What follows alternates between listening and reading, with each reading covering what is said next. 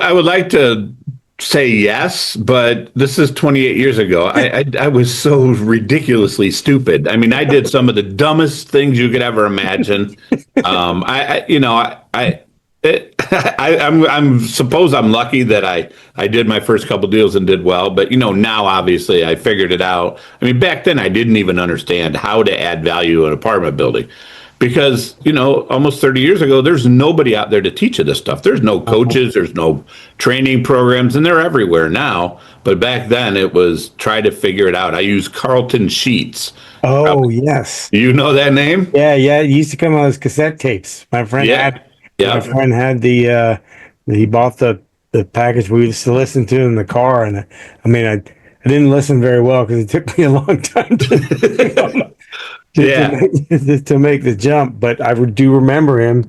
Yeah, he did single family stuff. I never actually did single. Welcome to the Yacht Captain Investor Podcast. I'm your host, Scott Kidd, where every week we dive deep into conversations with real estate pros, business owners, and maritime professionals about their mindset and journey to success.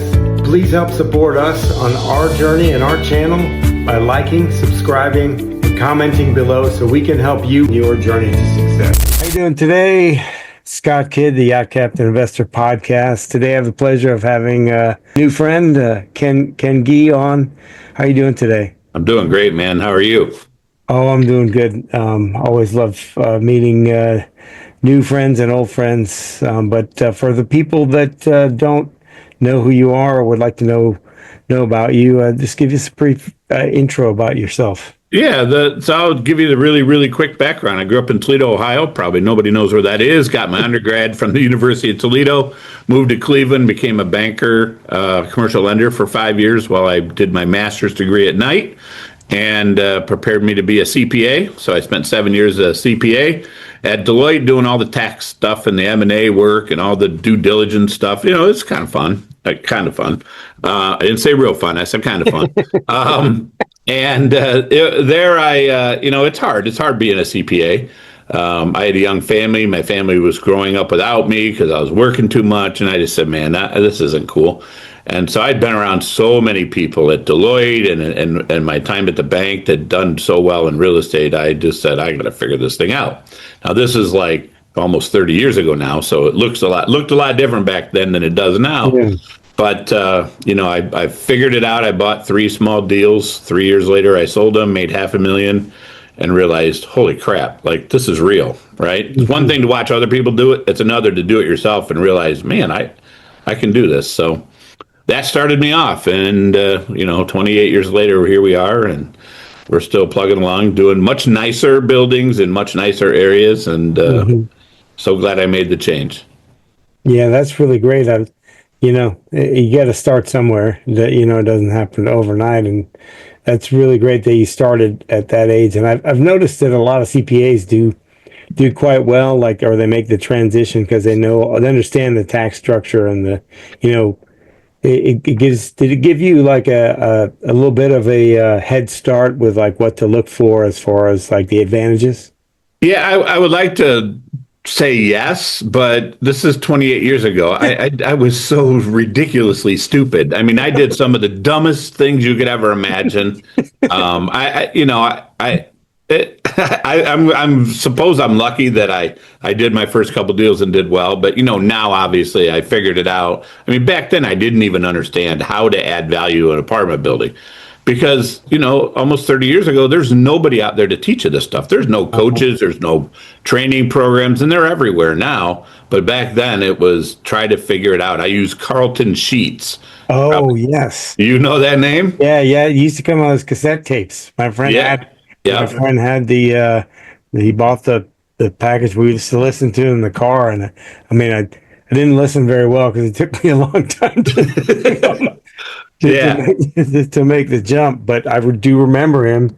Yeah, he did single family stuff. I never actually did single families because I just couldn't figure out how to make it work. But I mean, that was it. That was it for training. There was one other thing. If you're most localities have an apartment association, and the Northeast Ohio Apartment Association happened to do a lot of training and courses that they would offer, and I would go take those courses. I mean, this is the ultimate bore. I mean, it just is. I mean, it's Tuesday night and you're listening to somebody talk about evictions or, whatever.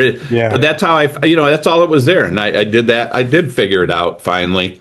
Made a whole lot of mistakes early on, but still made a lot of money. And so, I mean, yeah, you say it's self-taught. I just wish that, 28 years ago, all the stuff that's available now, I wish it would have been available back then. I could have saved so much money not making mistakes and really done it so much faster. Yeah, I think I probably went through the same thing. Is my problem back then was that I didn't listen to anyone. We knew everything, man. Yeah, yeah. My 20s. Oh yeah. I'll figure it out. When I just would have just listened to a couple of things, and it would have given me the jump. Whereas now, like we discussed before we got on here, where it's a team sport. If we realize that we surround ourselves with people that have already done it before and actually listen to them, we'll get further ahead. And, someone with a lot of experience like yourself, I'm sure you have plenty of people around you that you also have mentors and people that you look to for guidance sometimes. We all do, yeah, absolutely. Yeah. It was, I did try to validate, find experienced people.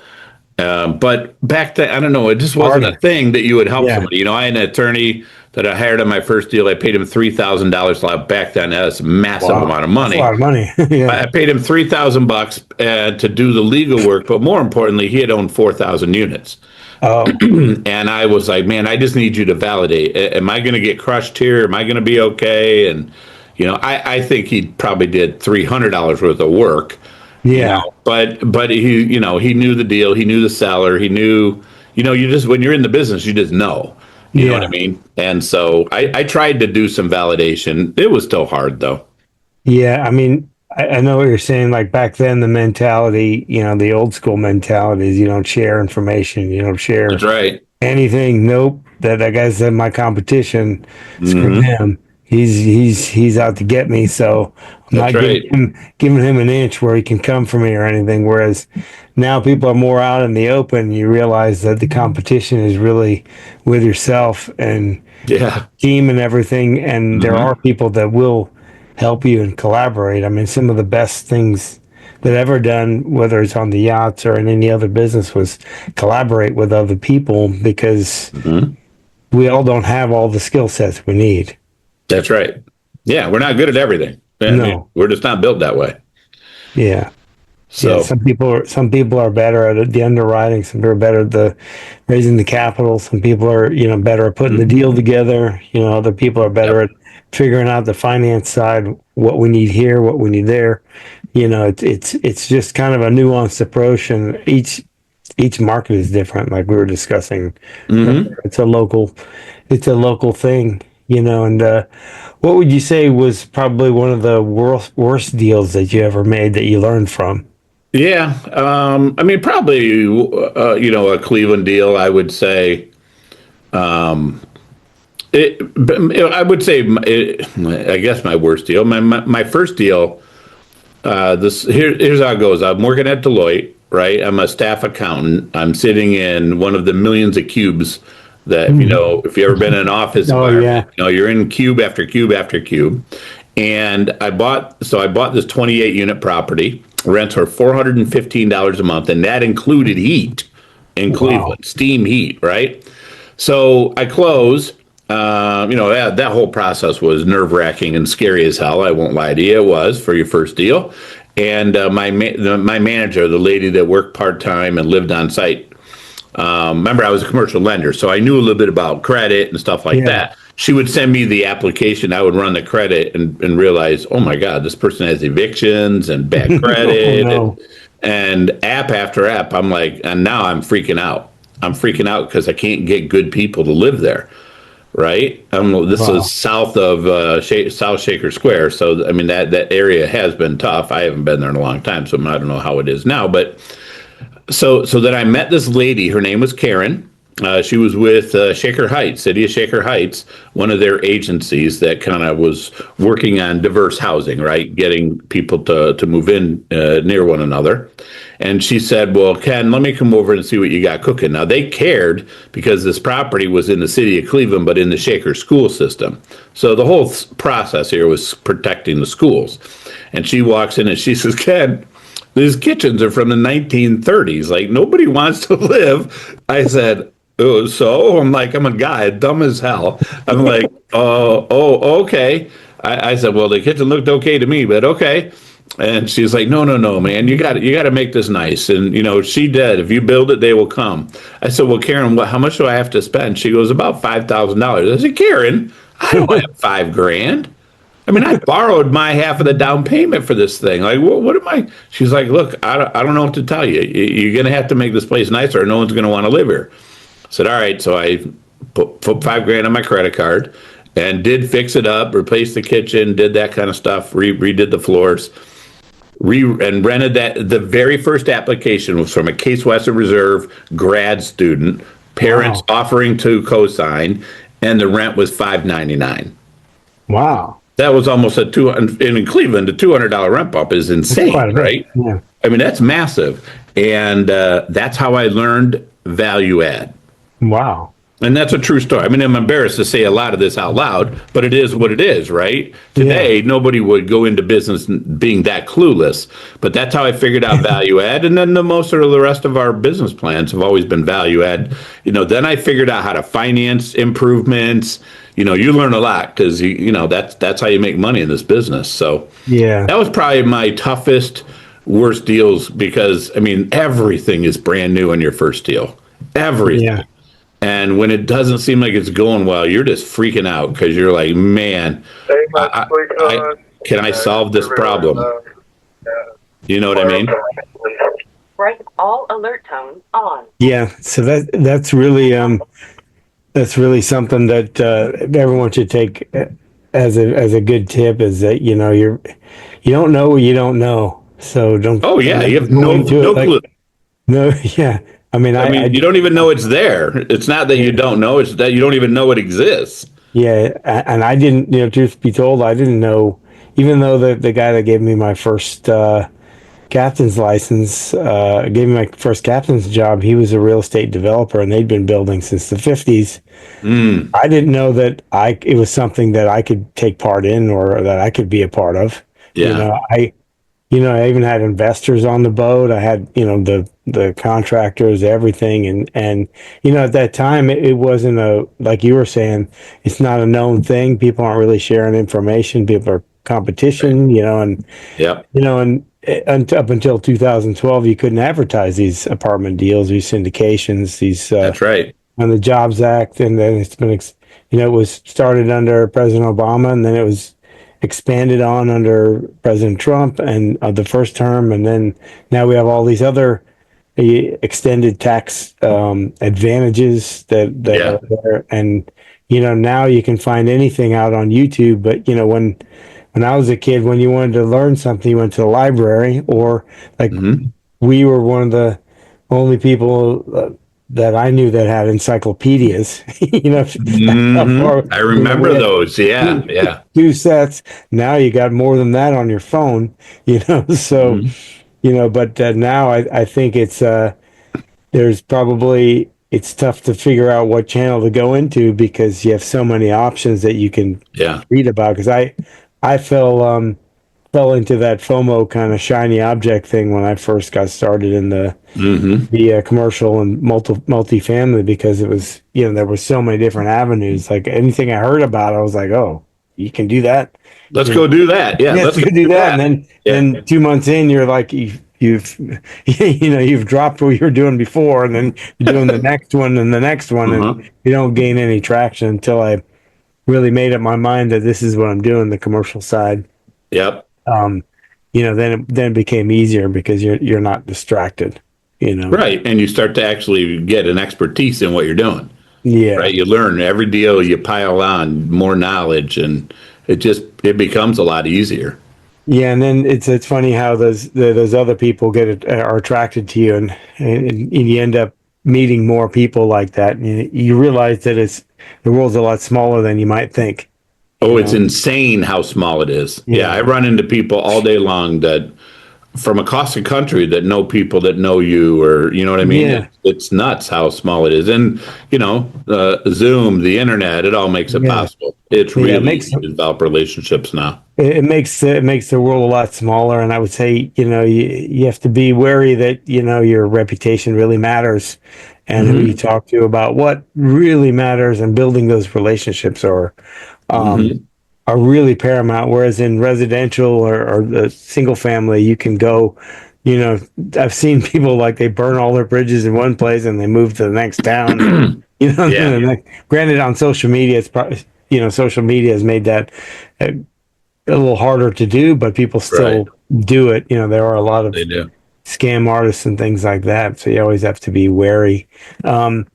But you do that in multifamily, the brokers all talk. You're done. You'll be toast in no time. Yeah, in commercial, you'll be done quickly, and all areas, because it'll be widely known quickly, and the grapevine moves very, very fast. And I on the yachts, it's the same thing. Whether where it's true or not true, it travels fast.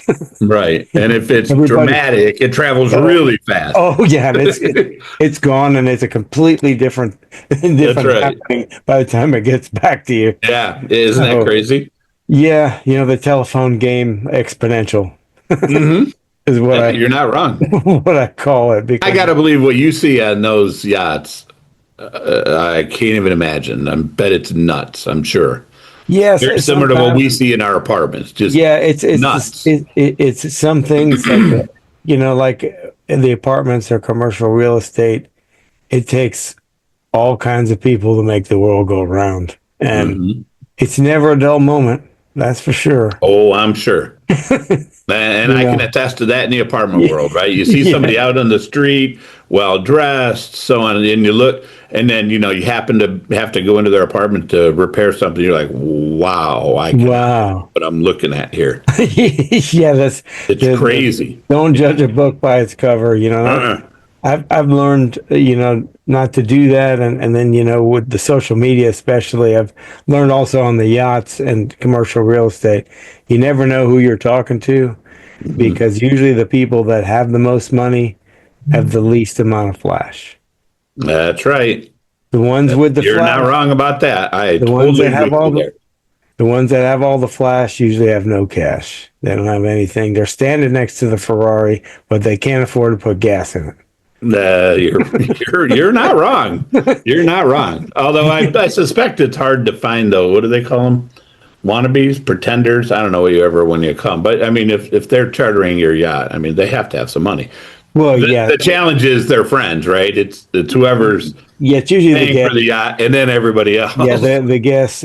And for the most part, the boat that I'm on now, and the ones I've been lucky in my career that we focus mainly on the affluent families and stuff. So for most of the time, we're doing family stuff. We don't do the bachelor parties. We don't do the. Oh, good. We don't do that because those are a tough deal. Oh, I'm sure. I've done some of those day charter things like down in Miami and stuff like that, where they can get out of hand and stuff like that, where you have certain measures that you have to take and everything.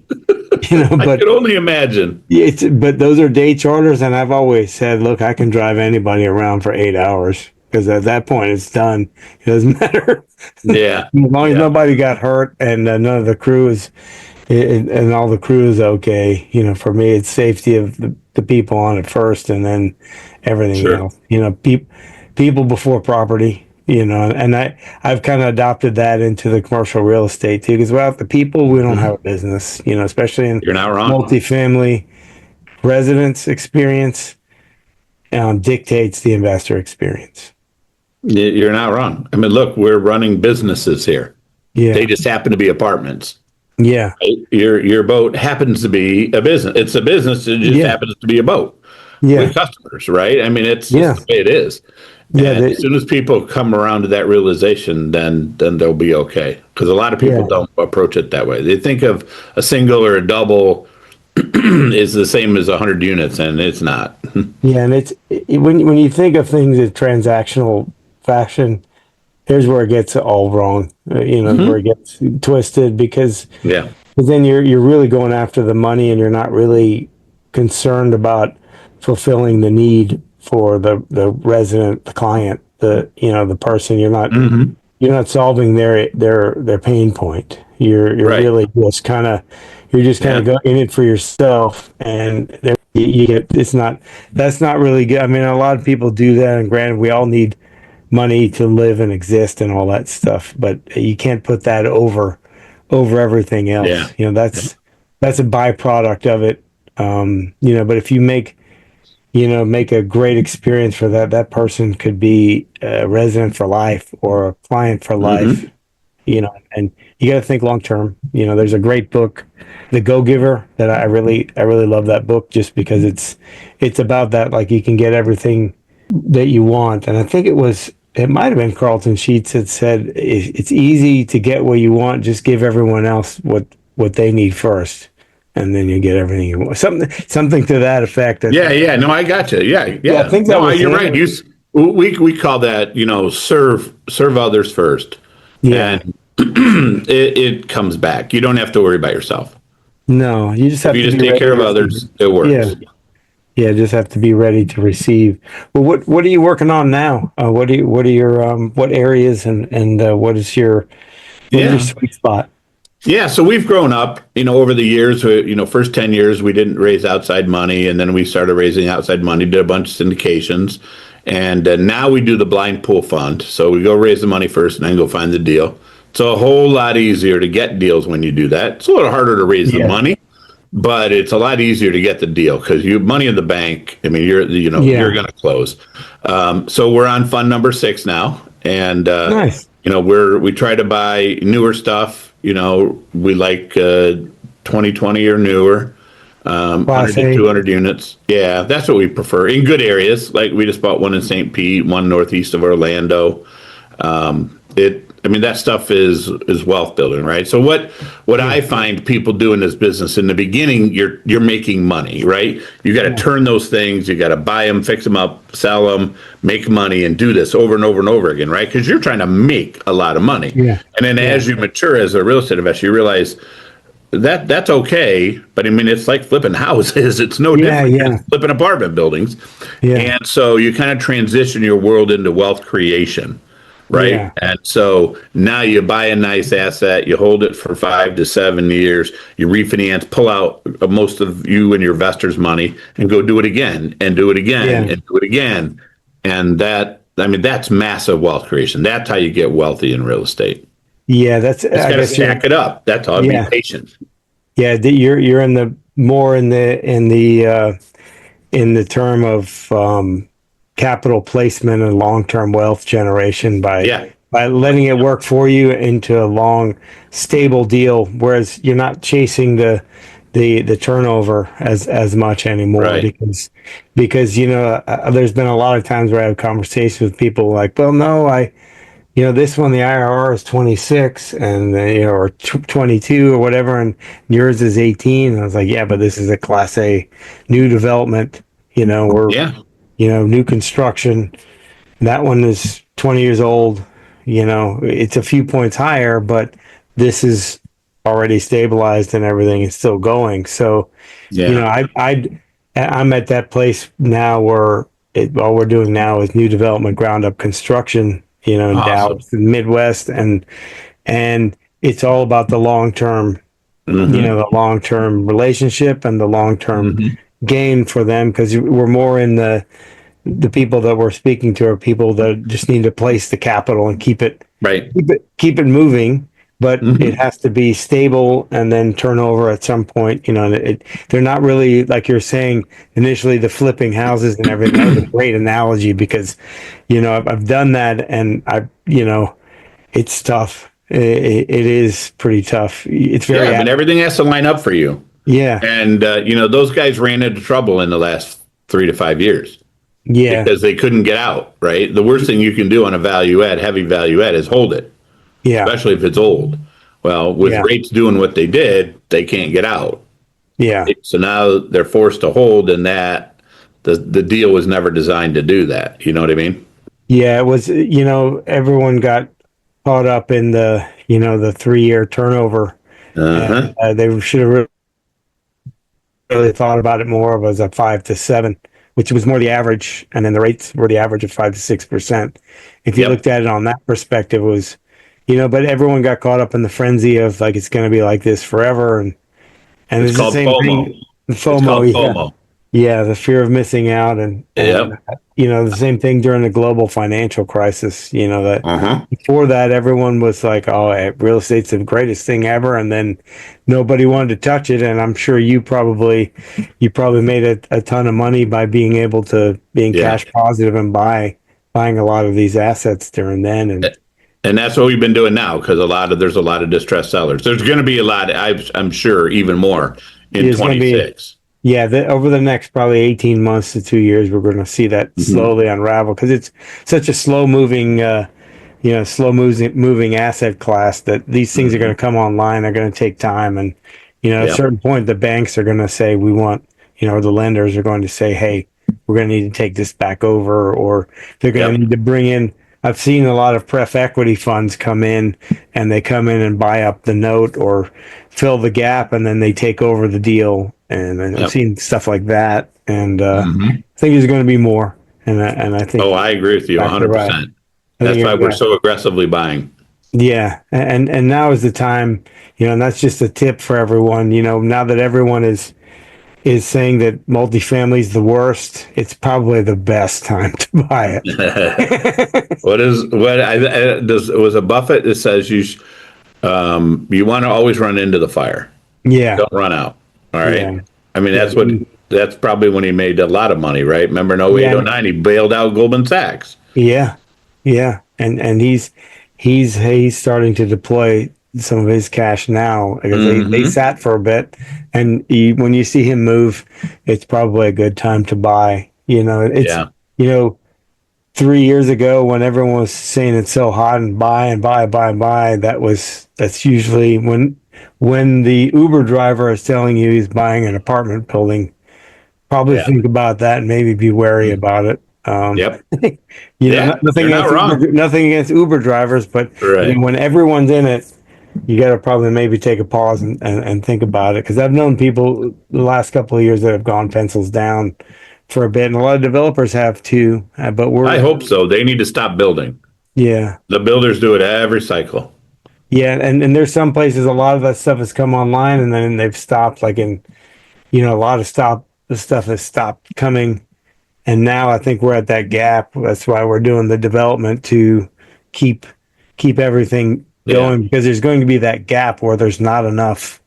There's Right. going to be a little bit of a stabilization that needs to happen, and then we're going to have, the rents will probably stabilize, and we're still at a shortfall in a lot of areas, and some areas have been drastically overbuilt, like Austin, Texas. They're still going to take a little. They probably got maybe 9 months to a year before it kind of equalizes. I think maybe a little bit longer. Yep. Dallas, the north part of Dallas, I think a lot of that surprisingly got absorbed. We're in the kind of southern part of Dallas with the infill lots and boutique type apartments, 100 to 150 units. Which we think is in that I-35 corridor, which we think is a good play, because I graduated from University of Texas, and Yep. Austin down to San Antonio was open farmland, and now it is it's one big city from Austin down to San Antonio, and I think it's going to be the same thing all the way up to Dallas. There's just no Awesome. Yeah, we're starting to look at that whole DFW market. Yeah, I think there's a lot of room for that, especially the medical offices that we're involved with as well. They're going to be a good play going forward, just because they're all triple net leases and very simple to put together. Right. So as far as like Florida, what markets do you like more than others? Yeah, probably my favorite market is the whole Tampa, St. Pete, Clearwater market. Yeah, we've nice. been there for a long time. And And we like South Florida. We just haven't been able to pick up anything in South Florida yet. South Florida is just really different than the rest of the state. Yeah, the taxes and insurance can be a little bit, it can kind of play a big factor. And but I think Oh that's yeah, kind of we budget stabilized. for those. Yeah. The insurance is kind of changing a little bit. I think you have more players coming in, so I think that's starting to stabilize. Oh, we've had massive insurance reductions, 40+%. Yeah. Nice. Yeah, that's what Yeah, I'm that's hearing. exact. Insurance does the same thing. Builders do the same thing over and over and over again. They oversaturate and then kill each other to lease up, and then the insurance guys do the same thing. They Yeah. beat the hell out of each other. Price goes way down. Then they all start losing money. Then they all leave, and a couple stay, and then they jack rates through the roof, which is what they did 2 years ago. I mean, it's nearly impossible for them to pay a claim based on their deductibles and everything else. I mean, it was just insane what they were able to do. But when there's no competition, that's what they do. And then that pulled all the, I mean, when you're, we had one building, our insurance went when we bought it from 160 to over 500. And the deductible went from like 250 to 5 million. Like, that's ridiculous. Yeah. I mean, it's just ridiculous. There's no insurance there. Yeah. It just isn't, So, Yeah. but that's come way off. Our deductibles are back to normal, and the costs are down considerably. So it's Yeah, I another think cycle. it's- You just got to know the business and know where you're at in the cycle. Yeah, it can be very forgiving if you can stay in the game and keep going. My personal house, we saw the rates go up for insurance, and it's the same house, Yep. and Yep. it practically doubled, and then the deductibles went up and stuff like the roof was $20,000 for the deductible for the roof. So I'm like, well, okay, so then I guess that means if I need a roof, I got to do it myself. Yeah. Yeah. Yes, that's right. That's what we're There's no telling you. insurance. There's no insurance, like you're saying. But Yeah. If you had an old roof, you were screwed. I mean, if you had a newer roof, brand new, that's different. yeah, well, it's the house is now getting close to 20 years old, so it's The 2007. original roof. Yeah. Yes, it's original roof, so it's 20 years old, even though it's a newer house. But at some point, but it is what it is, and you have, if you're, we had that 13 unit we have near Daytona. It's they renewed our insurance a couple years ago, but they didn't renew our wind and storm. So it's like, well, what? Okay, so Sure, your lender appreciated that. yeah, but we had to get Citizens, which is the state of Florida, as Yep. you're Oh, I aware. know. Yeah. And I think we've since that might be 3 years ago now, and we've since been able to move away from that. Yeah. And they weren't bad, but they filled the gap, which was Right. good. That's why they're there. Yeah, which was good, and it helped us out. And now we're back onto the our normal policy, and they've kind of we've been able to negotiate down because we've never had a claim or never Yeah. customer and stuff. So yeah, it's it's just part of it. What do you Yeah, see what do you see on the horizon over the next couple of years for yourself and your growth? And Yeah, we're just going to continue to grow. We're just going to continue to buy high quality assets and raise money for them, and just rinse and repeat. Yeah, go ahead. Okay. There's no reason not to do that. Up to the main deck. yeah, what you're doing is working. So why Yeah, change the? I ignore shiny objects. I don't Yeah. care what's going on over there. I do my thing. Right after almost 30 years, we've kind of figured it out. And I mean, if you're going to ask other people to invest with you, you should have an idea what you're doing, right? Yeah, and you should definitely. I don't want to experiment with their money in a new. Yeah. Let's go try this, and Yeah, you should definitely. I don't think that's fair. No, it probably won't end well either. It's You're probably right. Yes, you're probably right. not. You'll definitely since you have the track record in that, if you can't explain it simply, you shouldn't be doing it. Agreed, 100%. Yeah. So Well, yeah, we'll just continue our thing, keep growing. I think rates will hopefully come down a little bit, and hopefully the supply demand thing kind of smooths out a little bit. The builders are going to stop building because the lenders will stop lending. That's what always happens. And we're just trying to buy now. I think there's a lot of debt coming due in 26. that it's been extended, then it can't get extended anymore, and nobody in No, the it's right mind would extend it. So I feel like there's going to be some good opportunities, Yeah. and that's what we're geared up for. Yeah, it's most definitely it's going to be an interesting next couple of years. It's never a dull moment. Right. But You're for right. people that this has been really good for people that that want to find out more about you or find out more about what you're working on. How do they get a hold of you? Yeah, it's easy. Just go to kripartners.com. So kripartners.com, or you can just reach out to somebody on our team, 216-290-1707. So we're easy to find. And, we do a lot of free stuff. If you're trying to figure out this business, we have a ton of free stuff on our website. So I'd Nice. encourage you to stop by kripartners.com. Nice. Well, thank you so much for course. coming on. I really appreciate it, and I really like that you were sharing your knowledge and very open about everything that you've done and what you're doing going forward. And plus, it was a lot of fun. It's nice to talk to somebody that's got a good sense of humor. Thanks, man. Yeah. Thanks. Appreciate it. Well, this is Scott Kidd, the Yacht Captain Investor. And it's just a gentle reminder that the best investment you can make is the one you make in yourself. So invest wisely in yourself. See you guys next time.